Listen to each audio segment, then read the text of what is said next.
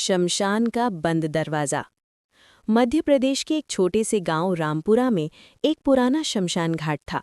गांव के लोग उसे काला शमशान कहते थे।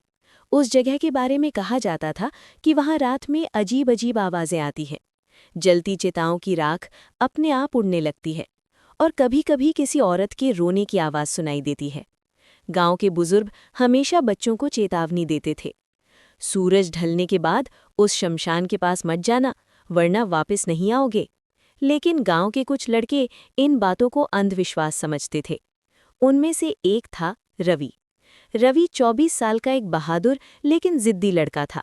उसे भूत प्रेत की कहानियों पर बिल्कुल विश्वास नहीं था।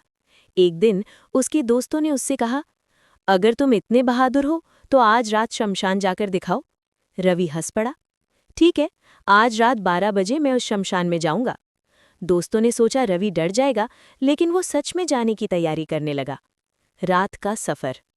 उस रात आसमान में बादल छाए हुए थे। चांद बार बार बादलों के पीछे छिप रहा था। हवा में अजीब सी ठंडक थी। रात के ठीक 12 बजे रवि टॉर्च लेकर शमशान की ओर चल पड़ा। जैसे जैसे वो आगे बढ़ रहा था, गांव की आवाज़ें पीछे छूटती जा रही थीं। कुत्तों का भौंकना भी अचानक बंद हो गया। कुछ देर बाद वो शमशान के सामने खड़ा था। शमशान का बड़ा लोहे का दरवाज़ा आधा खुला हुआ था। जैसे ही रवि अंदर गया, चूं, दरवाज़ा अपने आप धीरे धीरे बंद होने लगा। रवि थोड़ा चौंका, लेकिन उसने सोचा हवा की वजह से हुआ होगा। पहली अजीब घटना। शमशान के अंदर बहुत सारे पुराने पेड़ थे। चारों तरफ राख और जली हुई लकड़ियां पड़ी थीं। रवि टॉर्च से इधर उधर रोशनी डाल रहा था। अचानक उसे लगा जैसे कोई पीछे से उसे देख रहा है। वो तुरंत पलटा, लेकिन वहां कोई नहीं था। रवि थोड़ा घबराया, लेकिन खुद को समझाया, कुछ नहीं है, सिर्फ मेरा वहम है। तभी अचानक दूर से किसी औरत के रोने की आवाज आई। हो, हो। रवि के शरीर में सिहरन दौड़ गई। रहस्यमयी औरत। रवि आवाज की दिशा में धीरे धीरे चलने लगा। थोड़ी दूर जाकर उसने देखा, एक सफ़ेद साड़ी पहने औरत जमीन पर बैठी रो रही थी। उसके लंबे काले बाल चेहरे पर फैले हुए थे। रवि ने हिम्मत करके पूछा, कौन हो तुम? औरत धीरे धीरे खड़ी हुई। फिर उसने अपना चेहरा ऊपर उठाया। उसका चेहरा राख से भरा था और आंखें बिल्कुल सफ़ेद। रवि का दिल जोर जोर से धड़कने लगा। औरत ने धीमी आवाज में कहा, तुम यहाँ क्यों आए हो? रवि ने डरते हुए जवाब दिया, बस ऐसे ही। औरत हंसने लगी, लेकिन उसकी हंसी इंसानी नहीं थी, वो किसी भयानक चीख जैसी थी। भयानक सच्चाई।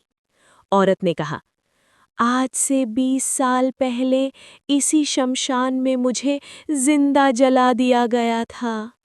रवि के पैरों के नीचे से जमीन खिसक गई। औरत धीरे धीरे उसके करीब आने लगी। तब से जो भी रात में यहाँ आता है, वो वापस नहीं जाता। रवि पीछे हटने लगा, लेकिन तभी उसे एहसास हुआ कि शमशान का दरवाज़ा बंद हो चुका था। आत्माओं का खेल। अचानक चारों तरफ से अजीब आवाज़ें आने लगी। जली हुई चिताओं की राख हवा में उड़ने लगी। पेड़ों के पीछे से कई परछाइयां निकलने लगीं। रवि ने देखा, शमशान में सिर्फ एक नहीं, दर्जनों आत्माएं थीं। सब उसकी तरफ देख रही थीं। उनकी आंखें लाल थीं। और अचानक सभी ने एक साथ चीख मारी, भागो मत, अब तुम भी हमारे साथ रहोगे। आखिरी कोशिश। रवि पूरी ताकत से भागा। वो शमशान के दरवाजे तक पहुंचा और जोर जोर से धक्का देने लगा, लेकिन दरवाज़ा नहीं खुला। पीछे से कदमों की आवाज़ करीब आ रही थी। रवि ने पीछे मुड़कर देखा, वही औरत और बाकी आत्माएं उसके बिल्कुल पास आ चुकी थीं। औरत ने उसका हाथ पकड़ लिया। उसका हाथ बर्फ की तरह ठंडा था। रवि जोर से चिल्लाया, बचाओ! लेकिन शमशान के आसपास कई किलोमीटर तक कोई नहीं था। अगली सुबह गांव के कुछ लोग लकड़ियां लेने शमशान के पास आए।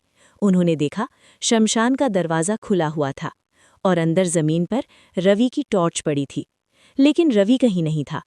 गांव के बुजुर्गों ने बस इतना कहा, हमने पहले ही कहा था, रात में शमशान मत जाना। उस दिन के बाद से रात में शमशान से एक और आवाज़ आने लगी, किसी युवक की डर से भरी चीख, मुझे यहाँ से जाने दो। लेकिन कोई उसे सुन नहीं सकता था, क्योंकि अब रवि भी उसी शमशान की एक भटकती आत्मा बन चुका था।